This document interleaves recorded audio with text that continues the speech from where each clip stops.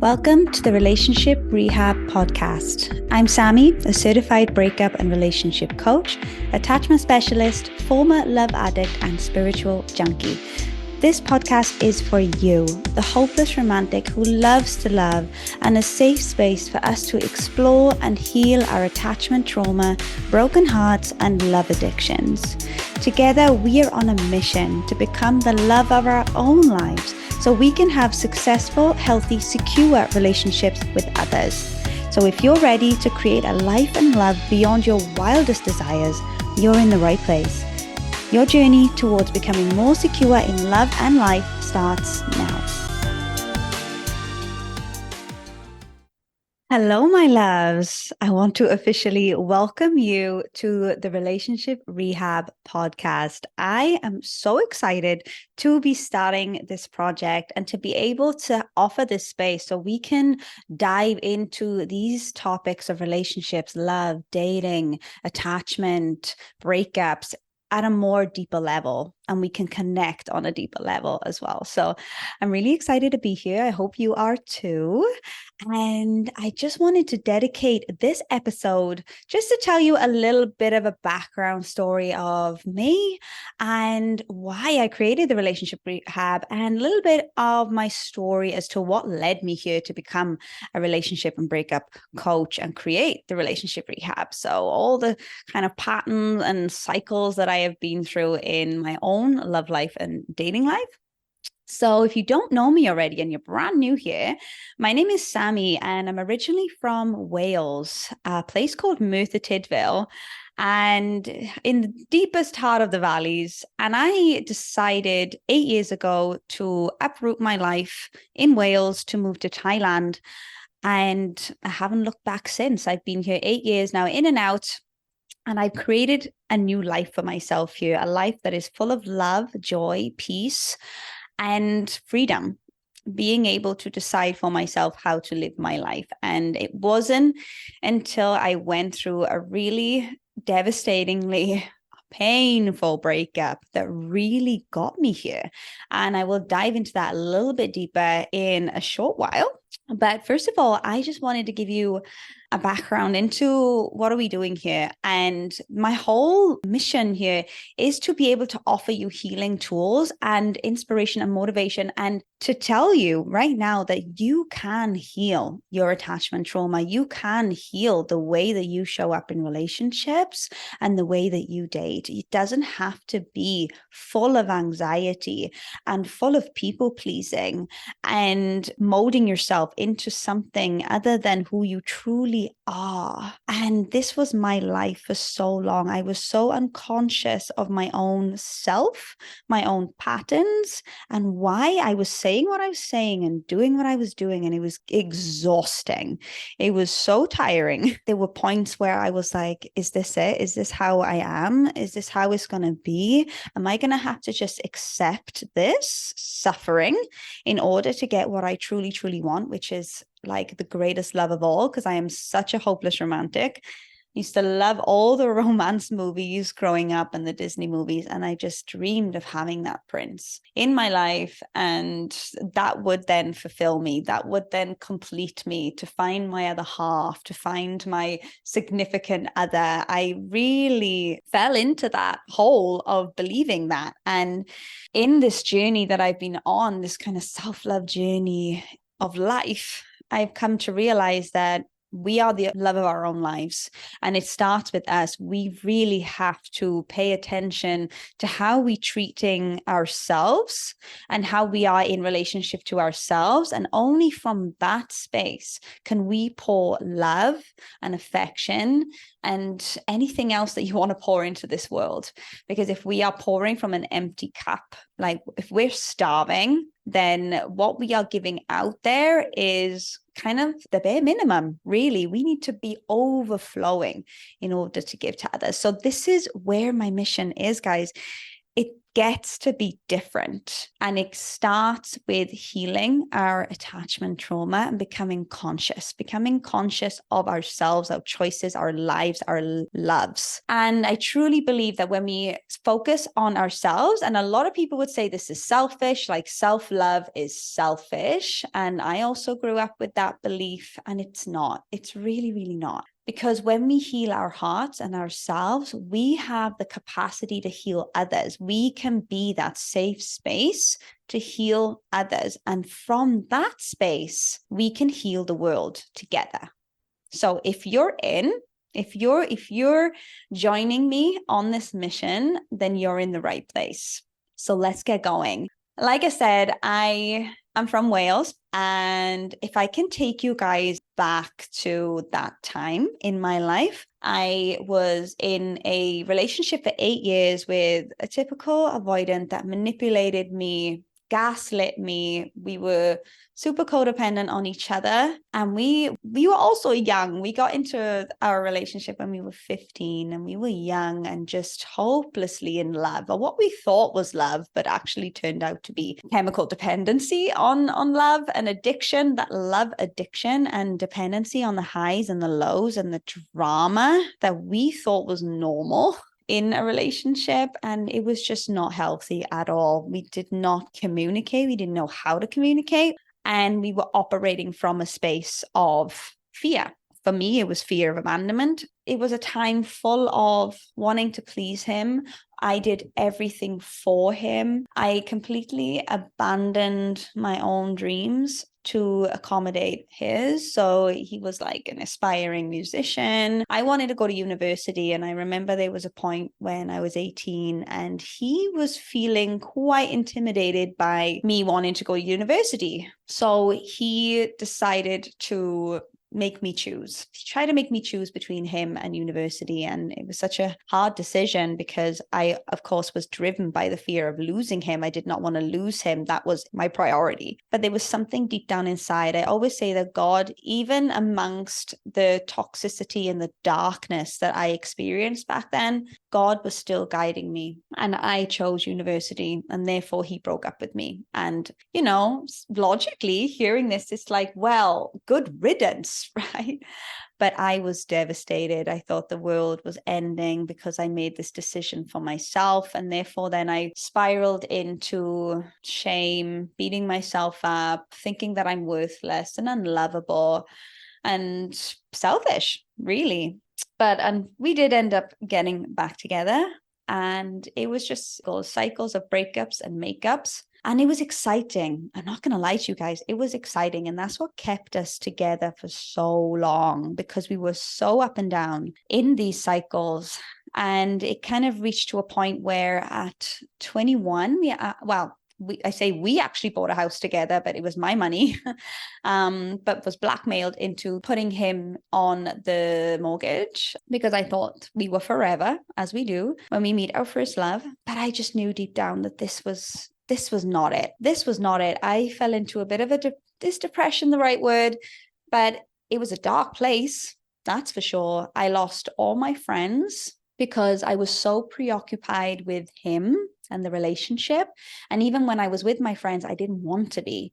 I was not present. I wanted to be with him. And that was all I cared about. I was constantly checking my phone for those calls and text messages. And it was only until we moved into our house together that I realized that I had made a really big mistake. And I had never felt so lonely in all my life than those 6 months that we experienced together in that house, because we were now alone. Before that, we were living with each other's families, and it was almost like a distraction. We didn't have to look at this big gaping hole that needed to be looked at. And it was only until we were really alone in the house together that I realized that this was not my person. And it was the smallest of things that would grow into the biggest of things. So, for example, I'm such a morning person. I love to get up in the morning. I feel really good in the morning. And I always envisioned my partner and I, we'd go hiking and we'd do things in the morning. We'd have breakfast and coffee. And it was just such a wonderful vision. But he was not a morning person. He would not get out of bed at all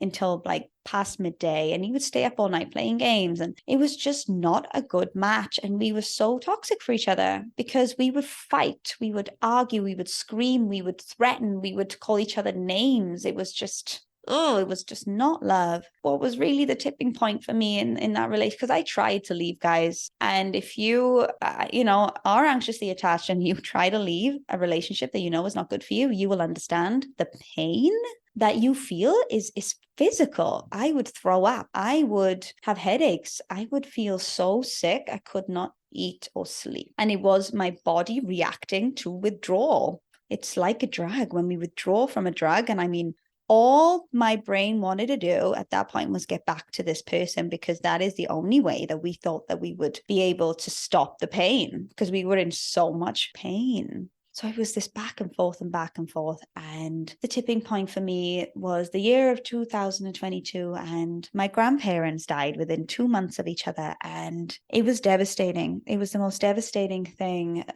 for me at that age that I could have experienced. I had a moment with my grandmother who had cancer. And so we knew that she was going to pass, and she knew she was going to pass. And we sat together one morning, and she just started to talk about the regrets that she was having or had in her life. Oh, I wish I did this. I wish I didn't do that. If only I did this. If only I did that. And it was things like, I wanted to go to Australia, but I didn't. I wanted to do more for myself, but I didn't. And it was such a sad moment. My heart broke there and then for my grandmother, who was lying on her deathbed and revealing all this. I kind of had an epiphany moment where I looked at her with her face full of sadness, and I made a promise to myself there and then that I refuse to be like that when it comes my time to leave this earth. I will not be reeling off my regrets in this way. And something shifted there and then in that moment. And I knew that I needed to end this relationship. If I was going to live my life to its fullest potential and become who I want to become and do all the things that I wanted to do, I needed to release this relationship. And that is what drove me to then end it, because he was not going to end it. He was comfortable with the way things were. I was meeting all his needs. I was financing us. I was doing all the things, and I could not stop. I just didn't know how to. So the only way that I knew how to was to completely break away from him and the relationship. So fast forward to Christmas Day. I love Christmas, don't you? Like, Christmas is such a beautiful holiday. I really have a special relationship with Christmas. And it's my birthday as well, a couple of days before. We were having our first Christmas in our new home, and I was trying my best to get excited, and he wasn't. He was like, what's the point of spending all this money on decorations? Like, he was just so negative, and it really got me down. And I was just, oh my gosh, this is awful. This is just awful. So Christmas Day, I'm really trying to make the most of it. I try to wake us up in the morning, and I'm excited. I want to open presents, and he's in a foul mood. He does not want to get up. Leave me alone. And I'm sitting there Christmas morning on my own, and I'm crying my eyes out. And I'm like, this is not it. There must be more to life than this. And we had the most awful Christmas. We fought. We went to his family's for dinner, and it was just in silence. I just had the worst Christmas of my life. I woke up that next morning with such a determination to end the relationship, and I did. It was horrible. It was awful. I really had to go through those separation pains, but thankfully I had a support system from my family. I didn't have no friends back then, but they got me through it. And that is why I know community and support is so crucial when you are healing and going through something so painful. So I got through that, and I had my first tastes of freedom, got the tattoo to match, and then I started to rebuild myself. I realized I did not know who I was. I had no idea of my own identity. I had no sense of self, because I had become a version of him. I liked what he liked. I did what he wanted to do. I had to start from scratch. I really had to rebuild myself. And that is a very powerful place to be. It's scary, don't get me wrong, but it's such a powerful place to be, because you can literally rebuild. You can become who you want to become. And it's a process, guys. It took me 2 years from that point to really figure out who I am. And that is like level 1, not who I am here to be and what my purpose is, blah, blah, blah. No, who I am as Sammy, as Samantha Reed Cleaver. Who is she? It took 2 years. I poured a lot of myself into my work at this point as well, because that is where I felt good. And I'm sure a lot of you feel the same. I see it with my clients that work really gives us that sense of value and self-worth. So I just focused on what I did best, and I grew myself from there, watered myself, nourished myself. And it was then eventually I started to travel and discover and explore myself from that space and heal myself from that space. And that was the springboard into building strength, building resilience, building joy again, and feeling peace within myself again, to start to realize that there is more to life than being in this relationship. Then I want to take you to 2016. At this point, I had traveled Europe. I had,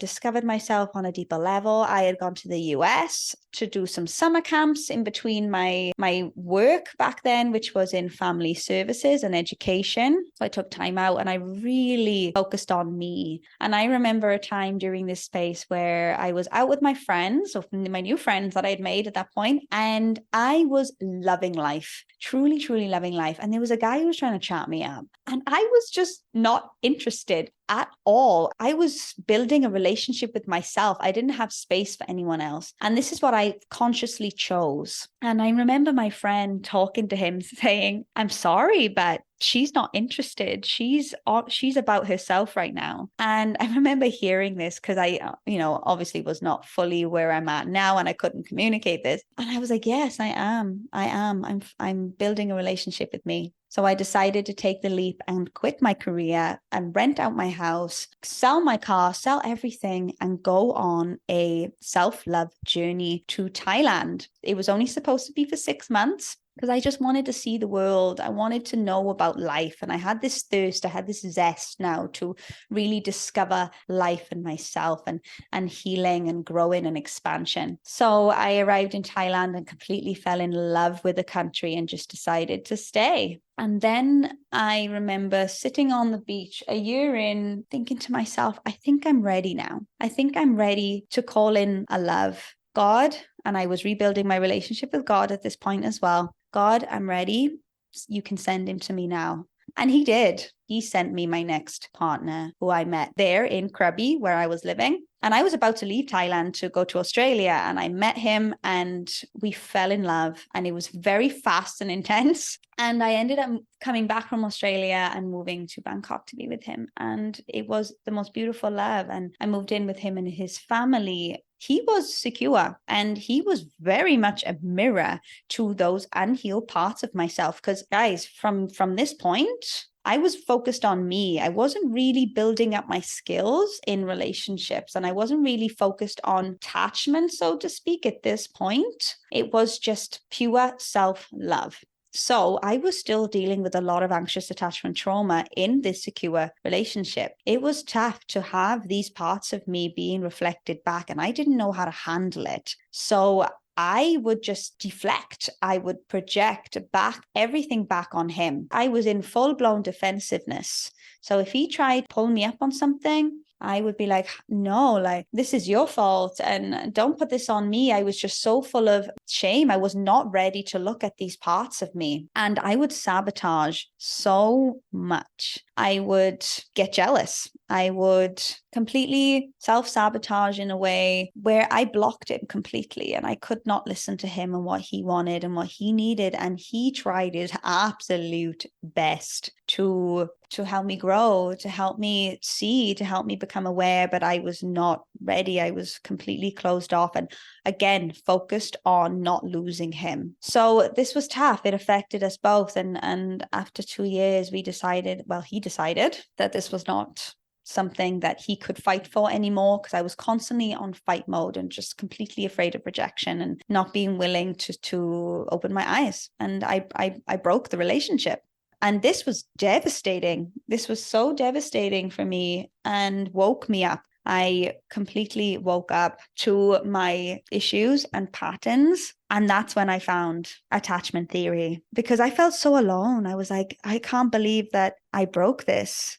I can't believe that, and I was so full of shaming and blaming myself. and feeling sorry for myself. And I felt so alone. I thought, why am I so unlovable? Why does this not work for me? Am I just going to be alone forever? Can no one love me? And that was the revelation. And I finally felt like understood and seen. And I was like, oh my gosh, it doesn't have to be this way. There is light at the end of the tunnel. And I completely dived into this work. And I knew about attachment styles, but only from a space of parent to child, right? From my social work career. And it wasn't until I realized that actually we are taking a lot of our childhood trauma into our adult relationships. And it's from this space now that we can heal. It wasn't until I started to invest in coaches and courses that I started to grow and expand. And I realized it really does start from within. Give yourself all the self-love, focus on you. And from that space, you can then go deeper. It takes time, and it's kind of working through the levels. And sometimes we have to go through these painful relationships and breakups to reveal our next level. It's a bit like a game, right? We have to go through it, and then the next level is revealed. We have to go through that, and then the next level is revealed. So everything was as it should have been. And even though there was a lot of regret spiraling around me, I was able to release it from that space, knowing that it needed to happen as it should for me to get where I needed to be. So then I took some space and time to focus on me and to heal. And from this space, I uncovered that, wow, I had such issues with abandonment. The people pleasing was just shocking. And I had to learn how to set boundaries. That was so uncomfortable for me because I didn't know how to. I would disrespect other people's boundaries because I didn't understand them. I had to form a relationship with that. And I needed to learn how to communicate. I was communicating from a space of protection, from survival, and not from a place where I felt safe within myself. Like, you cannot feel safe in a relationship with someone else if you don't feel safe within yourself. So I had to work on that. From that space, I can then communicate what I needed. I can then hear feedback from other partners. And this is still a work in progress, guys. This is not going to happen over a few months or even over a few years. Like, you are always going to be sent people, opportunities, relationships, breakups, to show you your next level. And I am by no means done. I am on my level that I'm working through now, and this is all still part of it. I still have my shadows and my unconscious parts that are being revealed right here and now. So this is a journey, and I'm inviting you on this journey with me to meet yourself where you're at right now on your level. And this is just an invitation to look at whether you're going through a breakup, whether you're in a relationship right now, and things are being mirrored to you. Don't ignore them. Face them, because they are your next level. They are your invitations to really start to become more conscious, become more aware, become more healed in your journey. So that's all I have for you guys today in terms of why I'm here, what led me here, and what I'm here to help you guys do as well. And that is to, one, fall in love with yourself completely and truly, first of all, so you have the space and capacity to love others, and to create a life for yourself where you can accommodate that. Like, you will always attract the person and the relationship that you feel like you deserve and you're worthy of. So when you start to create a life that you feel worthy of, like, you are no longer in a career that makes you miserable, or a relationship that makes you miserable, or in a location that makes you miserable, and you are giving yourself what you deserve, what you're worthy of, what you desire, getting yourself to that space. It is from there that you will start to attract that next level partner, that next level career, that next level life. So I hope you're excited to start this with me. And the next few episodes, I will dive into attachment styles. And so you can recognize yourself in each of the attachment styles and begin the healing. Thank you so much for being here with me. And I will look forward to joining you on the next episode. Thank you so much for joining me on the Relationship Rehab podcast. I hope that this episode has supported you in healing, growing, and evolving out of insecure attachment and unhealthy relationship patterns and into safe, authentic love with yourself and others. If you enjoyed the episode, it would mean the absolute world to me if you would just take a second to rate and review this podcast. Every rating and review from you guys counts, as it really helps this podcast to grow so it can reach more people who need to hear this content. And don't forget to connect with me on social media. Take a screenshot of this podcast episode, share it on your IG stories, and tag me at the.relationship.rehab with your biggest takeaway from the episode. I really do love reading them. See you back here next week for another episode on the Relationship Rehab podcast.